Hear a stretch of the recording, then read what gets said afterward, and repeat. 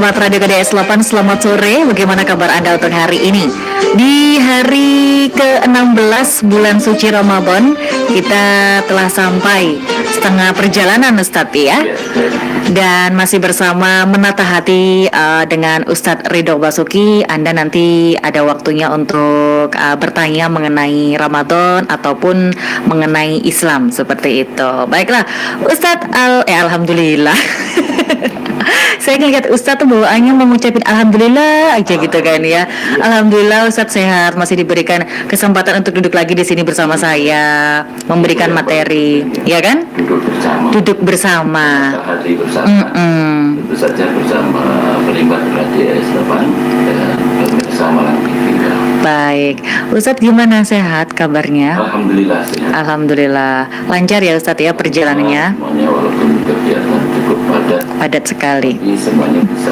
Apalagi kalau mau dekat-dekat ini ya, semakin akhir nih semakin padat ya untuk kegiatannya Ustadz ya? Ya, kegiatan-kegiatan yang sifatnya mengarah ke afdoliyah. Ya. Yang zakat, yang apa itu peringatan yang terkait puasa atau menjelang Syawal ya. Biasanya semakin ke belakang semakin padat, nanti juga menyambut Lailatul Qadar sebentar lagi. Baik, penikmat Radio KDS 8, untuk hari ini tema kita adalah luasnya ilmu Allah tidak terhingga. Karena kita juga tahu bahwa luasnya ilmu Allah itu seluas air yang ada di lautan. Tapi untuk ilmu manusia itu hanya seperti air ya Ustadz ya. Iya, betul sekali. Ya, silakan Ustadz mengenai tema kita untuk hari ini. Assalamualaikum warahmatullahi wabarakatuh. Waalaikumsalam warahmatullahi wabarakatuh. Alhamdulillahirabbil alamin. Penikmat Radio KDS 8, pemirsa Malam TV, malam ini atau sore hari ini kita masih diberi sehat sempat. Amin. Iman Islam, beri ketakwaan pula untuk bersama-sama mengais rezeki dari Allah yang berupa pahala, yang berupa anugerah, yang berupa rahmat taufik serta hidayahnya. Ini semua tentu ketika kita masih berada di sini, Anda di sana, ini semua salah satunya adalah terkabulnya doa-doa kita. Kita selalu ingin hidup ketika bangun tidur. Kemudian kita ingin ketika mau mati dalam tidur kita juga ingin besok dihidupkan lagi oleh Allah SWT. Kemudian juga yang terkait dengan kegiatan sehari-hari kita tidak lepas dari kegiatan-kegiatan yang sesungguhnya setiap hari beraneka macam ya. Dari ragam yang kita lalui itu bermacam-macam. Dari hari ke hari juga tidak selalu sama. Walaupun kadang kita melihat ada rutinitas seolah-olah rutin, tapi rutinitas itu sendiri terisi oleh kegiatan-kegiatan yang antara hari ke hari itu tidak sama. Bayangkan dari baju saja kadang kita tiap hari tidak sama ya. Kemudian kapan kita ketemu manusia yang satu dengan yang lain tiap hari juga tidak sama. Bahkan kalimat-kalimat yang kita lontarkan antara hari yang kemarin, hari ini dan hari esok itu tidak selalu sama ya. Makanya sebaik-baik kita adalah hari ini harus lebih baik dari hari kemarin. Hari esok harus lebih dari hari ini. Nabi juga memberikan gambaran terkait dengan kita hidup di dunia dan di akhirat. Itu ada semacam motivasi yang mengarah pada hal yang baik. Dawai Kanjeng Nabi, "Mali dunya ka'anna ta'isu abada wa mali akhiratika ka'annaka tamutu ghadan." Jadi berkaryalah kalian atau bekerjalah untuk dunia seolah-olah kita itu hidup selamanya, abadi. Sehingga apapun harus cukup, ilmu kita harus cukup, uang kita harus cukup, semua keahlian kita juga harus cukup, karena untuk hidup selama-lamanya. Tapi kata Nabi juga wa'mali akhiratika ka'annaka ta'mudu badan. Ketika kita berkarya untuk akhirat, untuk hablum minallah terutama, seolah-olah kita besok itu akan mati. Sehingga kalau kita tahu tanggal mati kita besok misalnya, hari ini pasti kita akan beribadah, bertobat sejadi-jadinya, seolah-olah kita benar-benar ingin dekat kepada Allah, kita ingin ketemu dengan Allah. Seolah-olah karena hari ini hari terakhir, bagaimana caranya? Ada negosiasi emosional kita dengan Allah, kemudian memastikan bahwa kesalahan kita sudah diampuni oleh Allah, sehingga besok kematian kita sudah tidak menyisakan siksaan-siksaan, apalagi nanti di akhirat akan ketemu neraka dan sebagainya. Naudzubillah min dzalik. Sehingga ada impassing ya, keseimbangan antara dunia dan akhirat itu hendaknya diseimbangkan. Jadi mencari dunia seolah-olah abadi itu agar kita betul-betul mencari yang banyak. Jangan seperti kadang-kadang sebagian orang berpendapat, lalapo ngoyong-ngoyong, wong takdir wis ngene, aku wis ditakdir wong melarat dan lain sebagainya. Itu sangat tidak boleh. Islam tidak pernah mengajarkan seperti itu. Islam mengajarkan kerja keras, kemudian kerja cerdas, sama seperti misinya Kabupaten Malang ya. Intinya tidak ada hal-hal yang pesimis dan yang jelek-jelek itu. Jadi dalam Islam itu sabar tapi tegas juga. Untuk urusan dunia juga cari sebanyak-banyaknya. Cari ilmu sampai ke negeri Cina katanya. Maksudnya begitu lapang dan jauhnya jangkauan kita. Sing ndablek ya ono Mbak Dia. Lah lha apa ning Cina-Cina nek seolah-olah karena saudara Chinese kita banyak, ngapain cari ke sana? Iya. Masuk juga, tapi hakikatnya Berbeda. Iya. Orang-orang termasuk orang Jawa kadang-kadang tidak banyak mengambil atau mencari ilmu dari para saudara-saudara kita Chinese. Sehingga sampai akhirnya muncul jealous, sombong, cemburu ya, kecemburuan sosial ya, seolah-olah mereka yang kita salahkan, hakikatnya kita yang harus mawas diri. Kenapa yang satu bisa berhasil, yang satu tidak, dan kita lebih tidak lagi. Nah, ternyata ujung-ujungnya pasti untuk urusan dunia itu Allah memberikan rezeki itu semua. Ya ayuhan nas di sana, bukan ya ayuhan ladina amanu. Artinya siapapun manusia yang bekerja keras di bumi ini pasti akan mendapatkan sesuatu yang lebih pula. Ibarat mengais pasir, yang bekerja keras itu membawa derek ya, jadi kendaraan besar, kemudian bisa mengambil sebanyak-banyaknya. Pemalas itu diibaratkan dia cuma bawa sendok aja. Ngais pasir bawa sendok, bayangkan sehari dapat berapa? Minimal membawa cangkul, masih dengan bawaan tempat untuk pasir itu dan seterusnya. Nah, kemudian untuk rujukannya Anda bisa merujuk di juz 16 sesuai hari kita, insya Allah di surat Al-Kahfi ya. Di sana dari banyak ayat juga, sekitar ayat yang ke 109 sampai 110 itu juga menyinggung tentang ilmunya Allah. Luas sekali. Kalau kita tulis, ibarat air laut itu tintanya, tidak cukup Mbak Tia. Tidak cukup. Tidak cukup untuk menulis ilmunya Allah. Yeah. Tapi kita akan dapat banyak ketika kita ingin belajar tentang ilmunya Allah. Ya, yang sering kita sampaikan, a'udzubillahi minasyaitonirrajim, yarfa'illahu ladina amanu minkum waladina utul ilma darajah. Jadi untuk mendapatkan ilmu pun Allah sampai memberi motivasi seperti itu. bagi kalian yang beriman kemudian dan mau bekerja keras atau dengan bersungguh-sungguh mencari ilmu, maka derajat kita akan diangkat oleh Allah. Kalau sudah derajat terangkat, berarti itu sebuah solusi, alat solusi untuk semua hal ya. Bahkan Kanjeng Nabi menambah juga terkait dengan ilmu ini, thalabul ilmi faridah ala kulli muslimin dan muslimat.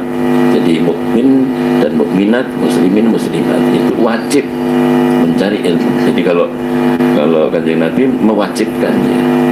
Jadi ibarat wajib itu berarti kan salah besar kalau kita tidak mencari ilmu ya. Sehingga kadang-kadang plesetan di masyarakat, enak saja melakukan kesalahan dalam menjalankan ibadah. Nah, saya tidak tahu Ustaz, saya belum tahu. Begitu kita masuk akil balik, sudah dinyatakan dewasa, semua muslimin, muslimat, mukminin, mukminat wajib mencari tahu. Sehingga tidak ada alasan ketika, aduh, saya nggak tahu kalau ini berdosa. Itu sudah ketinggalan Anda. Jadi ketika Anda dinyatakan dewasa, kalau dulu biasanya sunat itu biasanya mendekati akil balik ya. Kalau laki-laki biasanya sekitar usia 10-11 tahun itu. Nah, di sana begitu kita sudah lewat usia itu, kita wajib mengetahui semua hal tentang yang dilarang dan semua hal tentang yang harus kita lakukan. Sehingga tidak ada alasan ketika kita melakukan kesalahan seolah-olah kalau belum tahu tidak ada dosanya, itu kan yang berkembang di masyarakat kan begitu. Jadi salah kaprah itu. Siapapun Anda penikmat KDS 8, pemirsa Malang TV, ketika Anda sudah dewasa tidak boleh beralasan saya tidak tahu kalau ini berdosa Ustaz, saya tidak tahu kalau ini dan itu ya. Jadi kalau saya ceritakan banyak sekali. Itu sekilas Mbak ya, terkait dengan ilmunya Allah Subhanahu wa taala. Baik, terima kasih Ustaz Ridho atas penjelasannya untuk hari ini mengenai luasnya ilmu Allah tidak terhingga Ustaz ya. Sangat tidak terhingga. Sangat. Kalau ilmu Allah tuh pasti nggak pernah salah Ustaz ya. Kalau manusia kan masih salah walaupun sudah sekelas profesor seperti itu. Baik, penikmat Radio KDS 8, silakan pertanyaan yang sudah masuk di WhatsApp akan saya jawab, tapi nanti setelah jeda iklan berikut ini. Jangan kemana-mana, tetap bersama kami.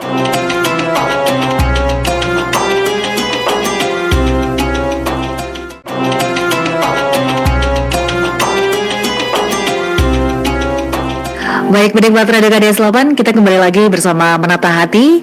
Silakan di segmen kedua, maksud saya ini sudah bisa kita jawab untuk pertanyaan yang sudah masuk di WhatsApp di 089669058-nya 3x9, di line teleponnya di 03413021 537. Pertanyaannya bebas mengenai Islam.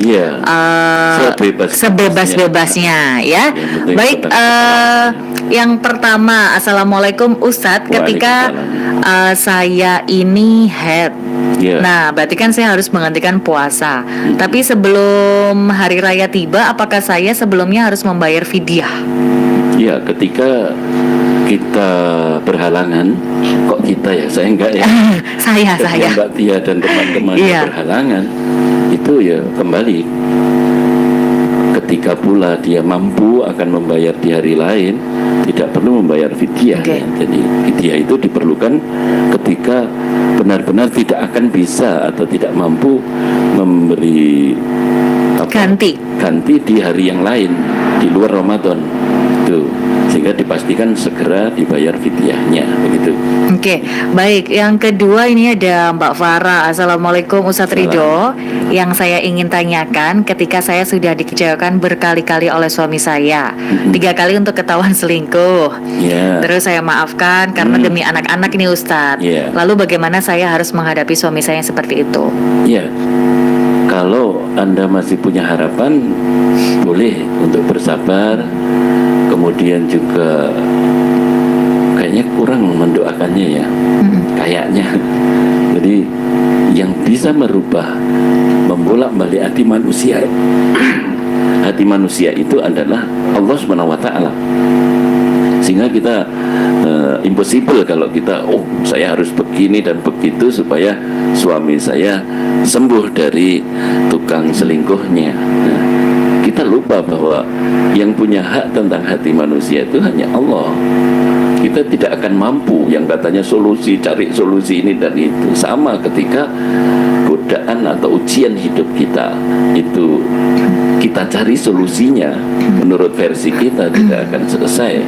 Yang menyelesaikan nanti akan diselesaikan oleh Allah Subhanahu wa taala. Sehingga itu yang perlu porsinya ditambah ya. Jadi jenengan sudah berikhtiar, bersabar, tapi juga laporkan pada Allah.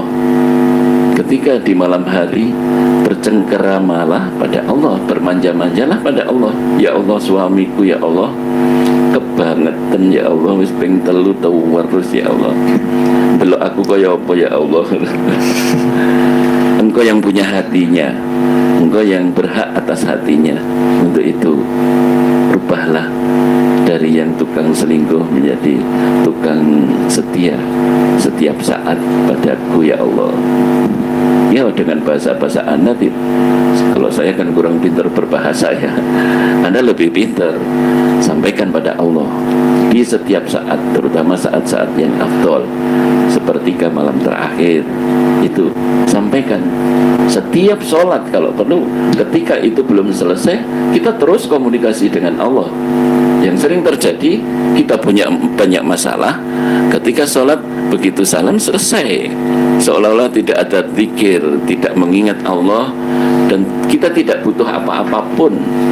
Jadi seolah-olah begitu salam ya sudah selesai lah.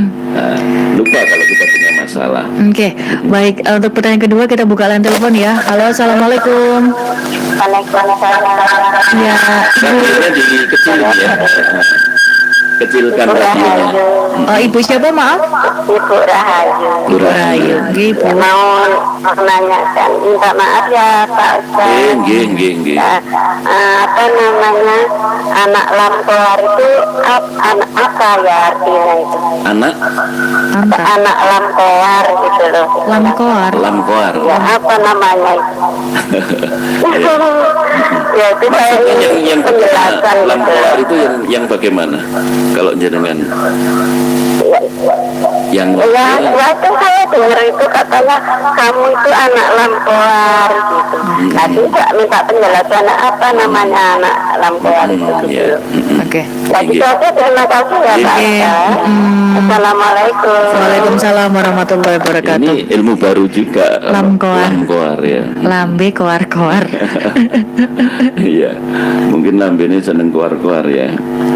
Ada yang seperti itu, memang sebutan-sebutan itu biasanya akibat dari apa yang diperbuat ya. Jadi diharapkan kalau sampai sekarang saya lihat ada di mana-mana tulisan lambe turah baru Lambe nyinyir. nyinyir dan lain sebagainya. Maksudnya itu mudah-mudahan ada juga sebutan-sebutan yang terkait dengan posisi anak, tapi tidak boleh digunakan mestinya ya. Jadi anak haram atau anak yang lain. Dulu kamu itu belum kamu lahir belum menikah orang tuamu, jadi setelah lahir baru orang tuamu menikah misalnya. Begitu dan begini, itu hakikatnya bukan kesalahan anak. Anak tidak pernah ada yang salah, dia dilahirkan dari rahim siapa. Tapi itu semua tentu tanggung jawab orang tuanya. Nah, lamkoar tadi mungkin yang kalau Mbak Tia apa lambenya suka keluar-keluar, suka ngobrol ya, membuka aib dan lain sebagainya. Ini tidak boleh. Nah, sebaik-baik kita, sering saya ingatkan juga, mangkana yu'minu billah wal yaumil akhir falyakul khairan aw liyasmut. Bagi kita yang beriman, mengaku beriman dan percaya hanya adanya hari akhir, harus berkata yang baik atau diam saja, alias mut itu maknanya diam. Nah, kalau tidak bisa berkata baik, diam. Diam itu emas katanya. Silent is golden. Ya. Nah, itu kira-kira jawaban saya ya. Oke.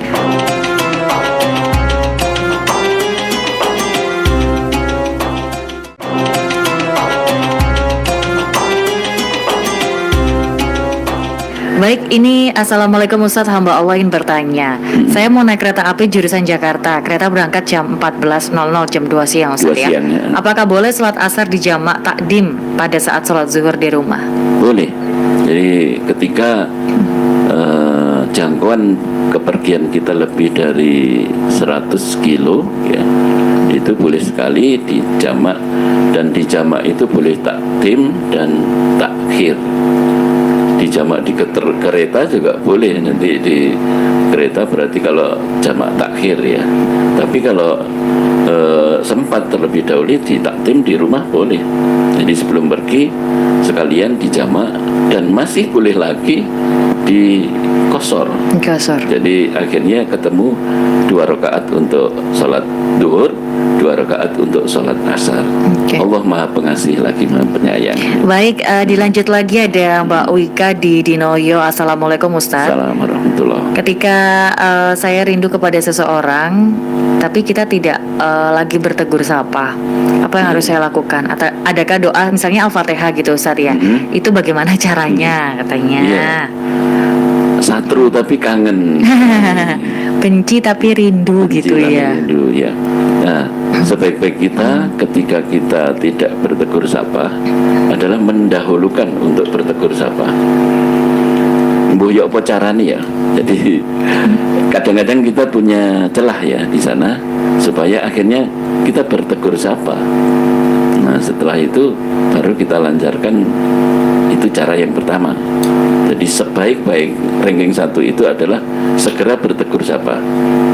Caranya 1001 macam cara ya.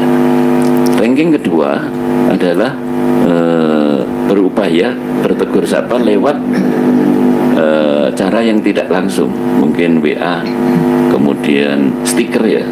Kalau emot gitu kan. Hai gitu aja.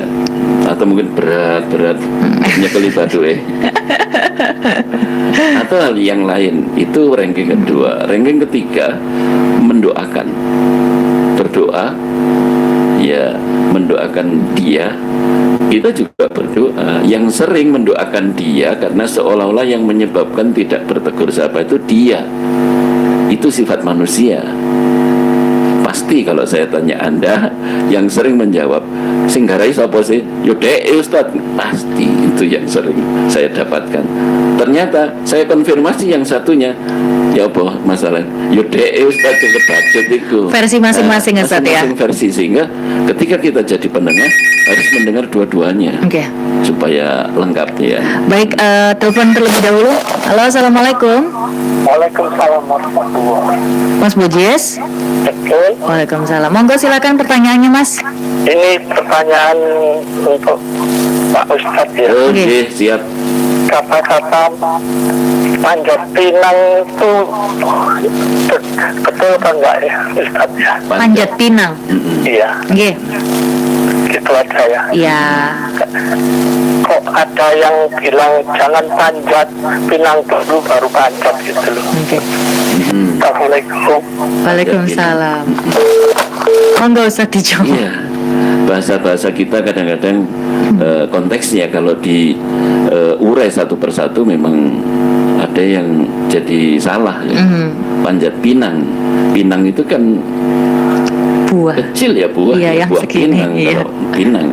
Kalau lain lagi dengan panjat pohon pinang. Okay. Ya. Tapi itu semua pasti tujuannya ke sana ya. Jadi lomba panjat pinang itu pasti di sana ada pohon pinang yang dihaluskan, di atas ada hadiah. Jadi Pak Boces itu hanya untuk memudahkan komunikasi, sama dengan tukokno gudang garam. tukokno Jisamsu, tukokno Sampurna, tukokno merek rokok yang lain. Sementara kan maksudnya masa ada dituku gudang garam, Sampurna ada dituku, duitmu piro? Maksudnya beli rokok. Iya. Rokoknya tidak diucapin ya. Ada juga yang wingi pun di Jakarta numpak apa Garuda, numpak Garuda kan. Burung Garuda, ternyata pesawat Garuda. Pesawatnya nggak diucapin, Nggih. salah kaprah. Makanya itu semua menunjukkan bahwa kata-kata itu bisa bermakna berbeda. Makanya dalam Islam juga membaca Al-Quran saja harus makhraj tajwid.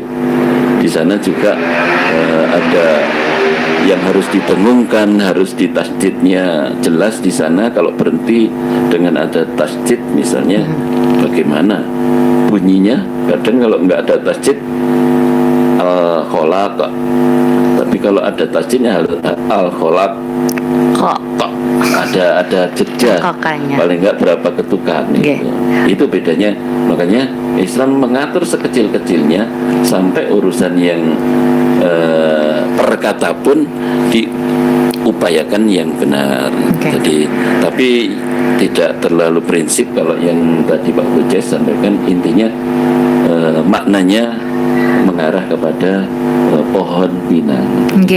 Oke, Ustadz, nanti kita lanjut lagi di segmen ketiga pertanyaannya. Jadi untuk Anda silahkan yang sudah masuk, sabar ya, nanti akan dijawab oleh Ustadz Ridho. Jangan kemana-mana. Jawab kabeh.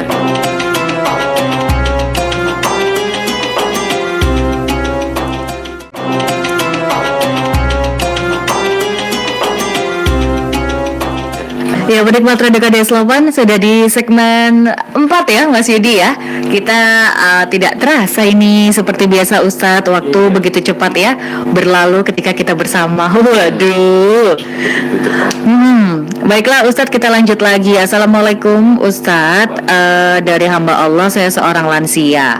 Kalau bangun malam pinggang sering kaku. Pertanyaannya adalah apakah diperbolehkan waktu sholat tahajud pada saat ruku dilama-lamakan sekalian untuk terapi? Untuk terapi di salat-salat sunnah yang lain boleh juga, walaupun tidak malam hari ya. Bahkan kalau diikuti dengan bacaan yang berlama-lama pula, dalam arti perkaliannya bisa ditambah ya, tidak harus 3 kali, bisa dibaca 10 kali. Atau yang terkait dengan itu juga posisi-posisi tertentu kalau memang itu dibutuhkan ya kita dibolehkan.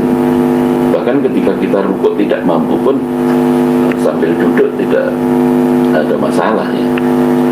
Sehingga sebenarnya aturan atau perintah Allah itu tidak ada yang menyulitkan manusia. Hakikatnya begitu. Karena Allah juga dalam Rahman Rahimnya itu memberikan perintah itu seukuran manusia. Bahkan anggota tubuh kita itu sudah diukur. Kenapa di sini ada dekokan? Ini sudah dibuat pegang ini. Kemudian siku-sikunya, jadi ukurannya untuk gerakan sholat gitu. Bayangkan kalau kita tidak punya siku, kita nggak bisa ya, melakukan sholat kayak gini terus. Ya, itu semua terus dengkul ya. Ada dengkul di sini, ada dekokan juga pas untuk rukuk, juga dipegang juga pas. Terus juga ada tumpuan kalau kita sujud. Ya, tangan kita juga menjadi gerakan-gerakan yang menyehatkan. Sesungguhnya gerakan sholat itu sudah merupakan bagian dari terapi ya.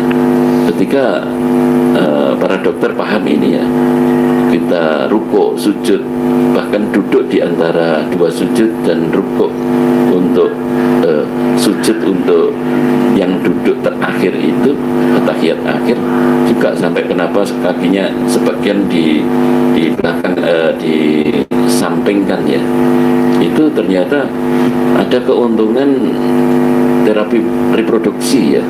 Jadi ada bagian tertentu dari tubuh kita yang tersentuh kaki dari bawah, ini merupakan rangsangan-rangsangan dari ujung-ujung saraf itu menguntungkan semua. Bahkan sujud kalau itu di malam hari, di sepertiga malam terakhir itu benar-benar nampak di sana. Nggak tahu karena suhu udara dan lain sebagainya, termasuk keheningan secara emosional psikologisnya, akhirnya ketika sujud ada aliran darah yang biasanya sujud-sujud yang lain di luar jam itu tidak teraliri darah. Saat itu di sepertiga malam terakhir itu mengalir darah, mampu memasuki pembuluh-pembuluh yang ketika kita bersujud di tahajud, saat tahajud itu. Nah, sementara mengalirnya di bagian pusat saraf itu mampu menghilangkan segala penyakit, terutama yang terkait dengan stroke. Nah, Masya Allah, berarti ilmunya Allah itu beliau memerintahkan kita sesungguhnya sambil untuk kebaikan kita. Iya, untuk kebaikan kita semua. Tidak ada yang membebani sama sekali. Allah tidak ingin dihormati. Allah tidak gila jabatan, tidak gila hormat, tidak gila harta. Tapi itu semua justru untuk kebaikan manusia. Jadi boleh ya. Boleh ya Ustadz ya. Kita lanjut lagi. Assalamualaikum Ustadz Ridho. Ini Mas Alex sepertinya ya. Yang ingin saya tanyakan ukuran fidyah. Ukuran fidyah sekali lagi paling mudah adalah ukuran yang kita makan ya. Oke. Laki-laki, perempuan silahkan mengukur kira-kira satu porsi berapa itu. Oke, baik. Kita angkat terlebih dahulu. Halo, assalamualaikum. Waalaikumsalam Mbak Tia. Iya Pak Darjo, monggo silakan. Assalamualaikum Pak Ustaz. Waalaikumsalam warahmatullahi wabarakatuh. Begini, mohon dipun jelaskan. Oke, siap. Kalau waktu kita lebaran, ini banyak saudara-saudara saya Oke. yang beragama lain ini pergi ke rumah. Ya, istilahnya menyambung silaturahmi begitu. Sebaliknya saya juga begitu Pak Ustaz. Kalau waktu dia merayakan hari Natalnya, saya juga berkunjung ke sana. Terus ini sikap saya atau sikap kita sebagai orang Muslim ini bagaimana Pak Ustaz? Ngaten mawon, matur nuwun. Assalamualaikum. Waalaikumsalam warahmatullahi wabarakatuh. Beberapa pendapat Pak Darjo Kunjung ingkang minulya, ingkang satu kinurmatan. Nah, beberapa pendapat ini ada yang berpendapat mengucapkan tidak boleh. Mengucapkan hari-hari di luar Islam tidak boleh. Ada pula yang berpendapat kalau itu ucapan itu hanya sebatas toleransi kemanusiaan sehingga boleh. Nah, kalau kita berpaham atau berpendapat yang boleh, ya tidak ada masalah. Sehingga ketika kita bertandang ke rumah saudara kita yang merayakan, kita berjabat tangan mengucapkan sesuatu, pasti hati kita sudah mengatur. Kita tidak mengakui ajaran agama yang dianut oleh saudara kita, tapi kita bertoleransi, menghormati supaya ada silaturahim yang tetap tersambung. Itu tidak ada masalah. Sehingga ya mohon ini juga disikapi dengan penuh tasamuh, saling tidak berpihak, saling menghormati. Hormati juga yang berpendapat mengucapkan saja nggak boleh, berarti kita mengakui ajaran-ajarannya, ya kita hormati seperti itu. Tapi yang berpaham atau berpendapat seperti itu, hormati pula yang berpendapat bahwa kalau ucapan dan hati kita tidak mengarah kepada keyakinan ke sana, tidak ada masalah, juga saling dihormati. Insya Allah tidak ada yang sulit dalam kehidupan ini. Kemudian terkait dengan hal-hal lain yang terjadi dengan agama, bayangkan Kanjeng Nabi pernah dalam masanya ada di sudut di Mekah atau Madinah juga ada bangsa atau yang orang Yahudi ya, non Muslim, jelas non Muslim. Terus betapa Kanjeng Nabi yang saat itu juga pimpinan, dia meluangkan waktu karena buta tua, jadi sudah tua dan buta. Kanjeng Nabi meluangkan waktunya menghampiri orang itu, membawakan makanan, terus disuapin orang itu. Betapa toleransinya Islam itu. Makanya ketika kita harus berkeras hati untuk mempertahankan pendapat, sesungguhnya siapa itu? Nah, tentu kita bertanya juga, apakah mereka pernah bertemu Nabi terus diberi contoh seperti itu, sekeras itu? Makanya kita semua bahwa ingat, kita semua agama apapun Anda, kita sama-sama ciptaan Allah. Allah tentu tidak berkeinginan kalau ciptaannya saling bertengkar, berbeda pendapat ini dan itu. Bahkan sudah dicontohkan lakum dinukum waliyadin. Kalau memang sudah tidak bertemu dalam sebuah persamaan persepsi, persamaan pendapat, ya silahkan agamamu kamu lakukan sesuai dengan agamamu, saya tak melaksanakan seperti agamaku. Selesai kan? Selesai. Aman. Nggak Terus ribut-ribut. makan-makan, ayo Iya. makan-makan. Tidak ada masalah ya. Baik. Sudah cukup, Jadi Ustaz? Pak Terkunjung, ya ketika Anda berpendapat seperti itu tetap dibolehkan untuk berkunjung bersilaturahmi. Oke Ustadz, baiklah, ada iklan sudah menunggu kita. Nanti kita jumpa Sebelum lagi di segmen yang terakhir ya. terakhir, ya. Oke, baiklah, jangan kemana-mana penikmat Radio KDS 8, tetap bersama kami di Menata Hati.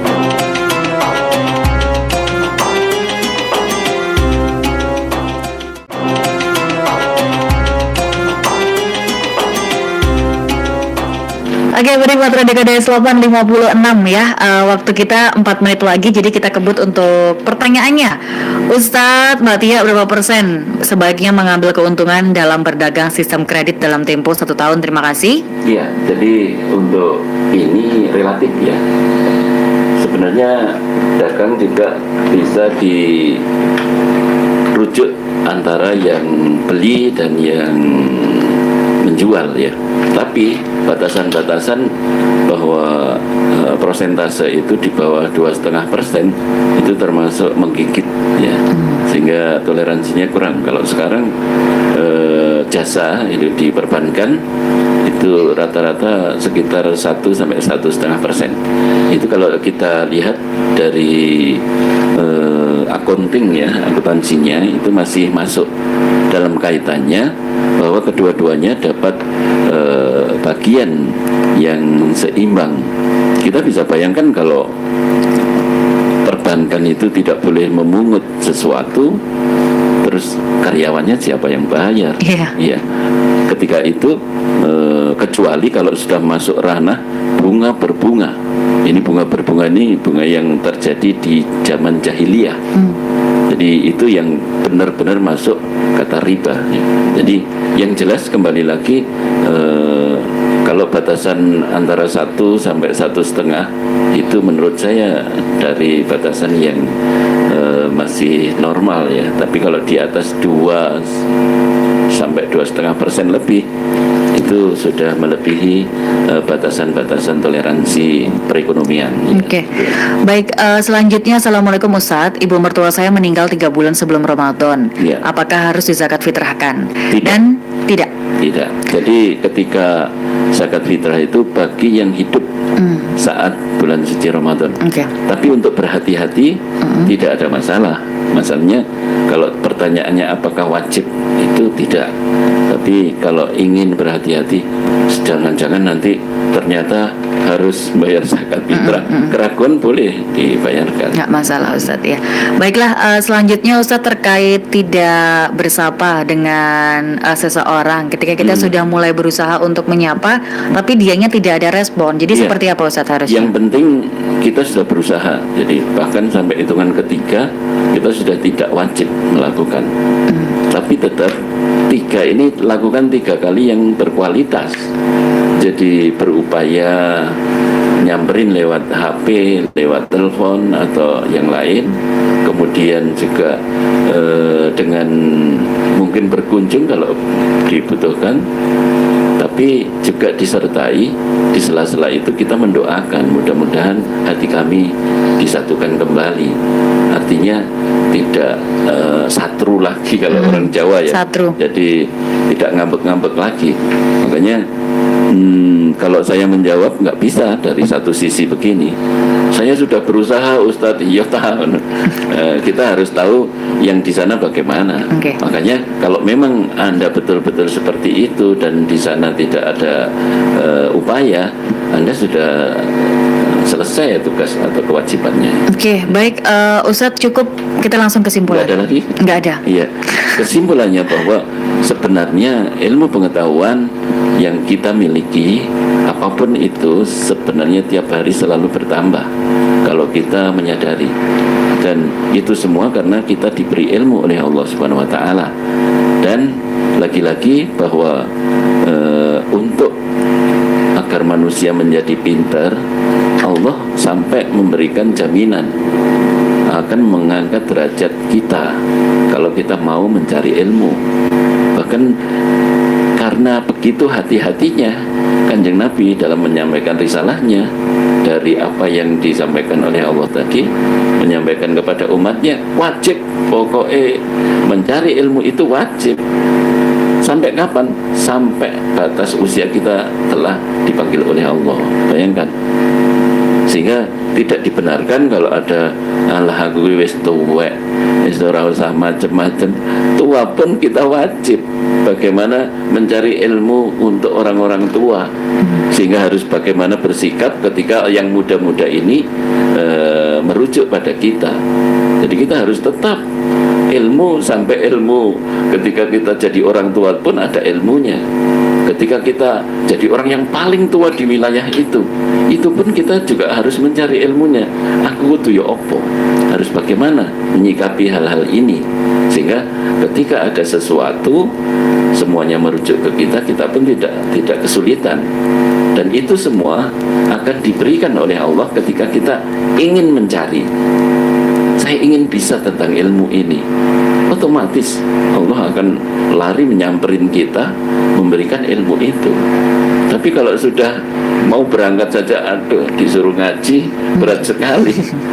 Terus ate wong sing wingi durung tak lakoni ate kongkon ngaji maneh. Terus ini orang yang pesimis. Okay.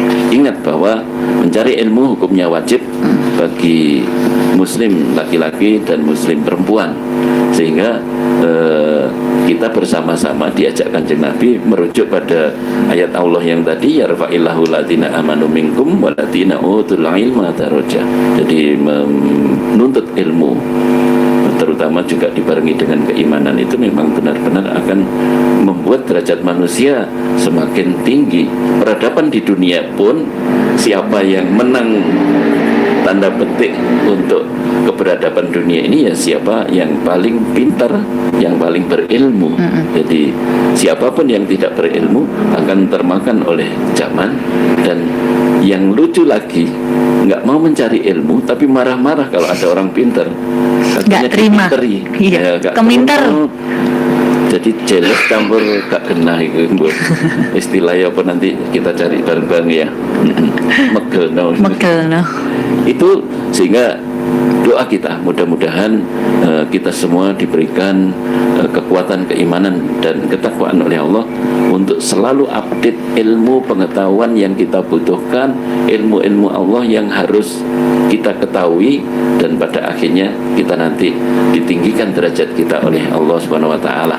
Subhanakallahumma wa bihamdika asyhadu an la ilaha illa anta astaghfiruka wa atubu ilaik.